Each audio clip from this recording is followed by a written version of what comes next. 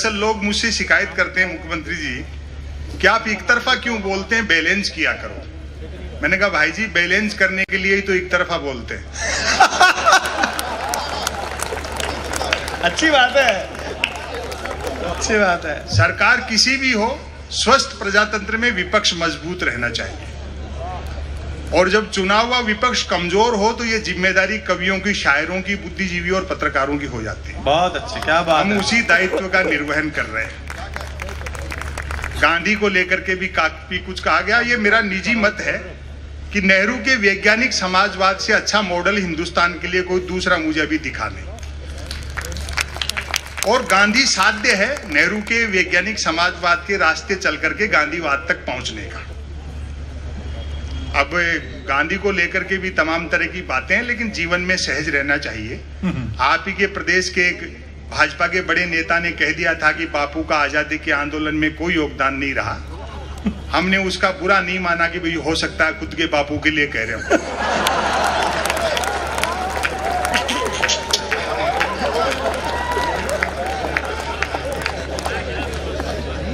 दरअसल चरखे के साथ फोटो खिंचवाने से कोई महात्मा गांधी नहीं हो जाता है, कस्तूरबा को भी साथ रखना पड़ता है।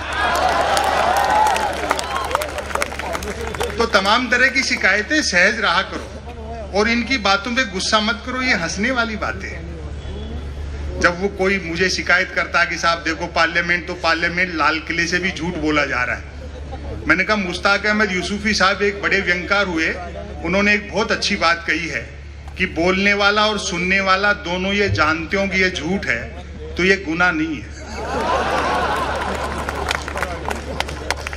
समदर्शी भाव में रहना चाहिए। विसंगतियों से व्यंग निकलता है। अभी कह रहे थे मध्य प्रदेश शासन में वो दिनेश बावरा बहुत समझ रखता है, लेकिन बोला भाई साहब ये व्यापम क्या था। मैंने कहा आवेदन एक ने किया, परीक्षा में दूसरा बैठा,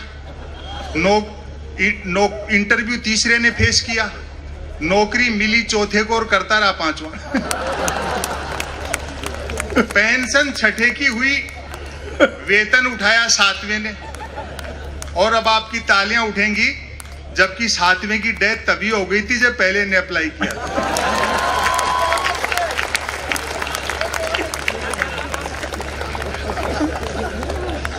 व्यंग कहां से निकलता है? अखबार आप पढ़ते हैं, खबर का शीर्षक देखो, हाँ, आज भारत के प्रधानमंत्री भारत आएंगे।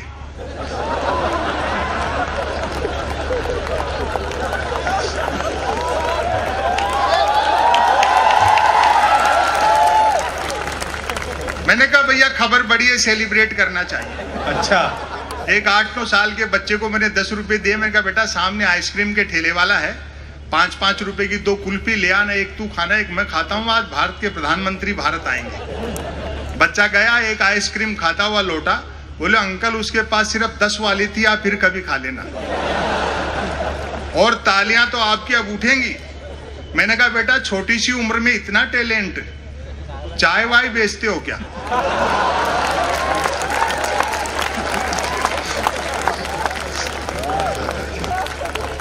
किताबें पढ़िए, शब्दों की तरफ लौटिए, बुजुर्गों का सानिध्य हासिल कर लिए।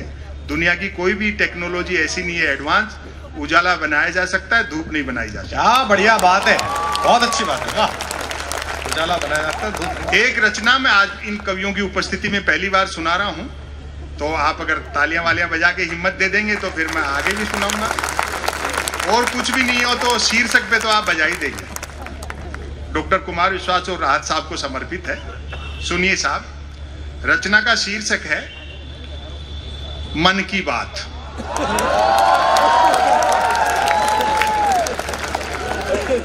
इसी शहर के शरद जोशी जी थे, वो प्रोज पढ़ते थे अंग्रेजी में, हिंदी में जिसको गद्य कहते हैं, उर्दू में नस्र कहते हैं। बाकी सब आपको कविताएं शायरी सुनाएंगे, मैं अकेला आदमी गद्य पढ़ता हूँ। शरद जी के शहर के लोग किसी शब्द को कैसे उठाते हैं, मैं आपकी मोहब्बत चाहता हूँ। सुनिए साहब, मन की बात। कोई कुछ भी बात करे, बात कुल 2 ही प्रकार की होती हैं, एक काम की बात और दूसरी मन की बात। यदि आप मेरी इस बात से सहमत नहीं हैं तो फिर आपकी अलग बात है। तालियां कमजोर थी। यूं तो बात काम की हो या मन की होती दोनों बात ही हैं। अब आपकी फिर मोहब्बत मांगता हूं। यूं तो बात काम की हो या मन की होती दोनों बात ही हैं, लेकिन दोनों में बेसिक डिफरेंस ये होता है कि काम की बात में मन नहीं होता और मन की बात में काम। असल में तो मन की बात की ही इसलिए जाती है ताकि काम की बात नहीं करनी पड़े। मन की बात कुछ कुछ वैसी ही होती है जैसे सदैव टू व्हीलर चलाते रहने वाले के कभी कार हाथ लग जाए तो वह खाली सड़क पर भी हॉर्न बजाते हुए चलता है।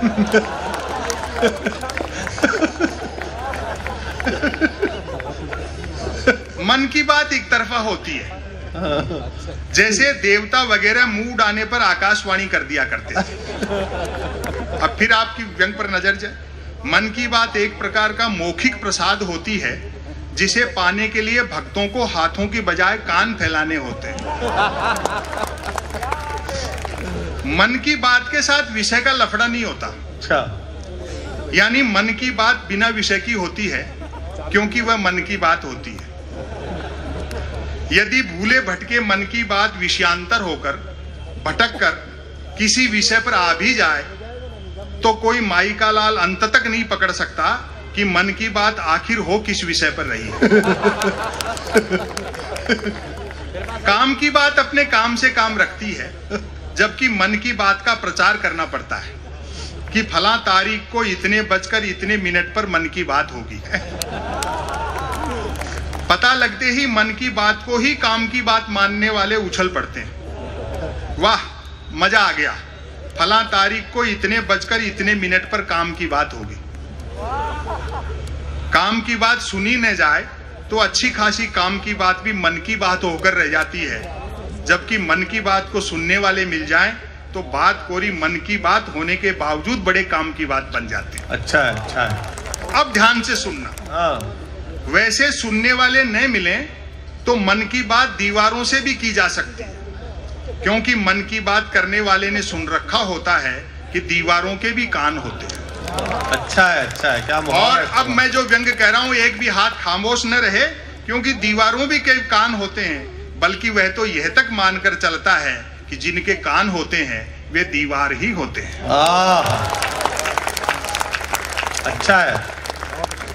मन की बात अक्सर शुरू यहां से होती है। भाइयों और बहनों, बस इतना सुनते ही मन की बात के मुरीद भाई बहन सांस रोककर मन की बात ऐसे सुनने लगते हैं मानो सुनने के लिए जिंदगी में अब सिर्फ यही काम की बात बची है।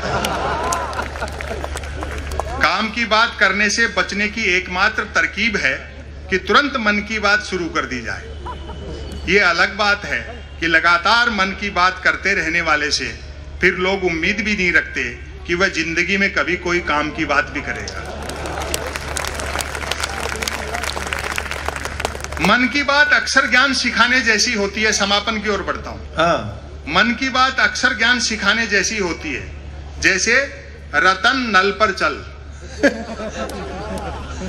रतन झटपट चल, रतन झटपट नल पर चल। ऐसी मजेदार मन की बात का नतीजा भी मजेदार निकलता है। सुनने वाले प्रेरित हो खुद को रतन मानकर उठते हैं, मटका बाल्टी उठाते हैं और न सिर्फ नल की ओर चलते हैं बल्कि नल की ओर झटपट चलते हैं। और अब आपकी तालियां उठेंगी, मेरा दावा है आप रोक नहीं पाओगे। तुरंत नल की ओर चलते हैं बल्कि नल की ओर झटपट चलते हैं।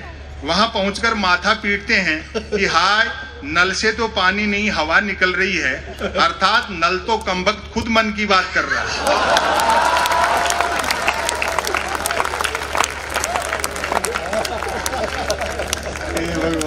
श्रोताओं के इस रिएक्शन से प्रभावित होकर मन की बात करने वाला तुरंत अपनी अगली मन की बात शुरू कर डालता है। रतन घर पर चल, रतन झटपट चल, रतन झटपट घर पर चल। मन की बात करने वाला अनजाने में भी काम की बात नहीं करता।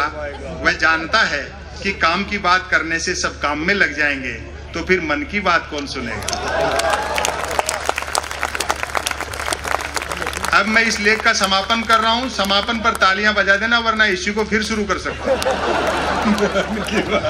क्योंकि मन की बात का कोई भरोसा नहीं है कब शुरू हो जाए। बड़ी मोहब्बत दी। अतः अंत में मैं फिर दोहराना चाहूंगा कि कोई कुछ भी बात करे, बात कुल दो ही प्रकार की होती हैं, एक काम की बात और दूसरी मन की बात। यदि आप मेरी इस बात से सहमत नहीं है तो फिर आपकी अलग बात है। बहुत